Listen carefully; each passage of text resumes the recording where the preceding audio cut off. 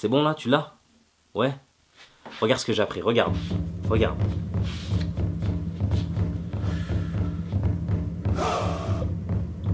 Maintenant regarde. Regarde.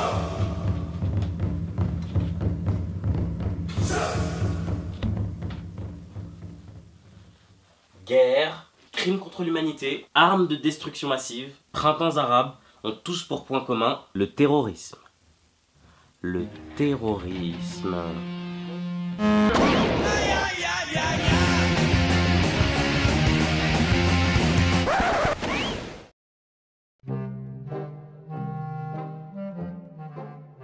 Si l'école porte un intérêt tout particulier à cette question, on semble oublier que les printemps arabes, qu'on s'est empressé de vouloir expliquer dans les manuels, y répondent en partie. Et c'est en 2001 que nous avons redécouvert le terrorisme. Celui qui, d'une grotte, peut commanditer le crash d'un avion sur une tour et la faire s'écrouler. Les tours du World Trade Center n'existent plus, elles se sont effondrées une demi-heure après les attentats. Ou faire écrouler une tour sans l'impact d'un avion. Et vu que les versions officielles semblent avoir inspiré nos manuels scolaires, la question de toute implication interne en est bien sûr exclue. Et pourtant, on note une présence systématique entre institutions gouvernementales et terrorisme. On ne peut parler d'un Ben Laden sans évoquer ses liens avec la CIA, voire même ses liens avec la famille Bush, les frères Tsarnaev et ses zones d'ombre avec le FBI. Mera et la DCRI. Le tueur de Londres, lui, fut approché par rien de moins que le MI5. Ça expliquerait peut-être lors de l'incident les plans coupés, une décapitation sans sang et des mains colorées à la panel graphique. Bref, enfin l'affaire Claude Kovassi. Cet agent des services de renseignement suisse s'était vu confier la mission d'infiltrer une mosquée. Et une fois qu'il n'avait rien à redire sur celle-ci, on lui ordonna « Claude, tiens, c'est le dossier d'Al-Qaïda. On les a enfin trouvés? Non. Ça c'est le dossier que tu misseras dans les leurs, tu commettras un attentat à la bombe, et on fera porter le chapeau aux membres de la mosquée. Alors c'est donc ça vos méthodes. Autant mourir, ça sera sans moi. Bah comme certaines enquêtes modernes le veulent, il a été retrouvé mort.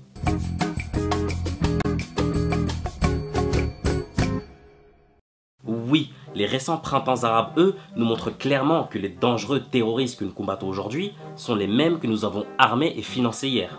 Alors que la France et la Belgique n'ont pas hésité à armer et soutenir les djihadistes en Libye et que ces mêmes pays continuent actuellement à soutenir ces djihadistes en Syrie. On ne cesse de se contredire. On combat le terrorisme au Mali et on va aider Al-Qaïda en Syrie.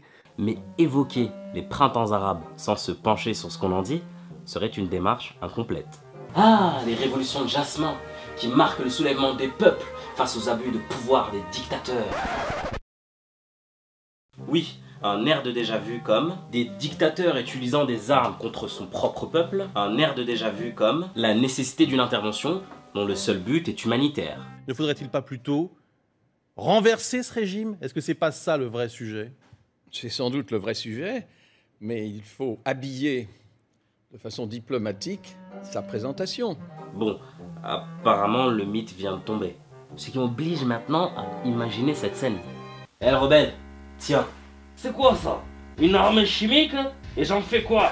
Ben tu le balances sur la foule et on accusera Bachar al-Assad de l'utiliser sur son peuple. Il y a la notice derrière. Alors c'est comme ça les méthodes. Ok, ça marche. Et si même, d'un point de vue économique, l'idée d'un soulèvement populaire spontané ne tient pas la route... Les printemps arabes, ils sont pas venus comme ça. Ça faisait 40 ans qu'ils étaient dirigés par des dictatures, ils se sont pas réveillés tous ensemble le même jour. Sommes-nous en droit de penser son contraire? Le plan Yinon vous parle-t-il? Monsieur, est-ce que le plan Yinon il a un rapport avec les printemps arabes? Oh, et pouvez-vous nous expliquer ce qu'est ce plan Yinon? Bah en fait c'est une carte qui prévoit le remodelage de tous les pays du Proche-Orient. Tous ceux touchés par les printemps arabes en fait. Ah, j'y vois ici une simple coïncidence. Traduit par Israël Shahak, mis en lumière par Richard Pearl, lui-même repris par Ralph Peter, le lien entre ce plan Yinon et le mémo dont parlait Wesley Clark ne fait plus de doute. This is a memo that describes how we're going to take out 7 countries in 5 years. starting with Iraq and then Syria, Lebanon, Libya, Somalia, Sudan, and finishing off Iran. Oui, mais si ce n'était que une affaire américaine-israélienne, pourquoi on s'est embarqué dedans alors? Bah en fait, ça c'était plus le souhait de Bernard-Henri Lévy. You helped get France and kind of by extension the US involved in this. Has this turned you into something of a rock star with the intellectual set? No, this is something as just a duty of man. Qui affirme que... Vous avez dit à ce propos, il y a quelques jours, que vous vous étiez engagé en Libye en tant que juif, et que si vous n'aviez pas été juif, vous ne l'auriez probablement pas fait. Ça semble coller avec les propos de Roland Dumas. Quel but? L'idée de renverser Bachar, c'était quoi le but? Je vais vous dire, la finalité? Mais dans le but très simple, de destituer le gouvernement syrien, parce que dans la région, il est important de savoir que ce régime syrien a des propos anti-israéliens. Moi, j'ai la confidence du Premier ministre israélien qui remonte très longtemps, qui m'avait dit on essaiera de s'entendre avec le Premier ministre, avec les États autour. Et ceux qui ne s'entendront pas, on les abattra. C'est une politique, c'est une conception de l'histoire. Pourquoi pas, après tout? Mais il faut le savoir. Ah oui, autre aspect. Monsieur, savez-vous qu'en Arabie Saoudite, on a arrêté 2 hommes pour cette feuille accolade? Oui. Monsieur, savez-vous qu'au Qatar, une personne a pris 30 ans de prison car il a fait une poésie qui n'a pas plu aux autorités? Où voulez-vous en venir? Ben, pourquoi ne pas intervenir pour établir la démocratie là-bas? Ah, oui, c'est une très bonne question. Bonne question, effectivement. Et la réponse est que ce sont avant tout les alliances qui priment dans ce conflit. L'Arabie Saoudite étant liée avec les États-Unis et le Qatar avec Israël, il n'est plus surprenant d'apprendre que ces deux pays se rangent du côté de l'Occident et de ses alliés.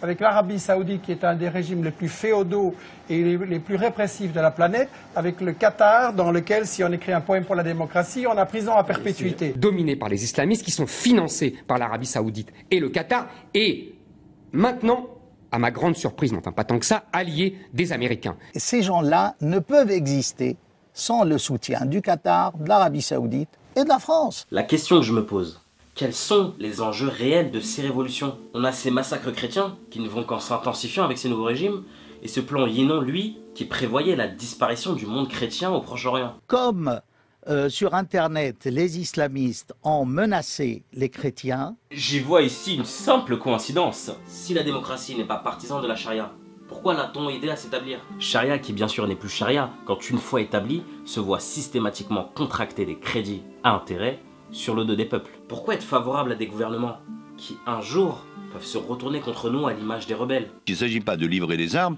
pour que ça se retourne ensuite contre nous. Pourquoi ce plan Yinon, qui a priori est favorable à ces changements de régime, a pour conclusion... Ces printemps arabes, je pense que c'est bon pour Israël. Quand tout le monde arrive ou peut arriver à cette conclusion? Ça serait une erreur gigantesque. Peut-être le seuil d'une guerre beaucoup plus large que toutes celles que nous avons vues dans cette région jusqu'à présent. Et une conséquence immédiate sur Israël. Là, on ne joue pas avec le feu. Sur ce, c'est encore à vous de choisir. Soit vous choisissez la pilule bleue. Oui, mais ce que tu nous racontes, ils en parlent même pas à la télé. Ok, j'ai compris. Regarde par ici. Vous choisissez la pilule rouge. Et c'est à vous que je donne rendez-vous pour le prochain Restez débranchés.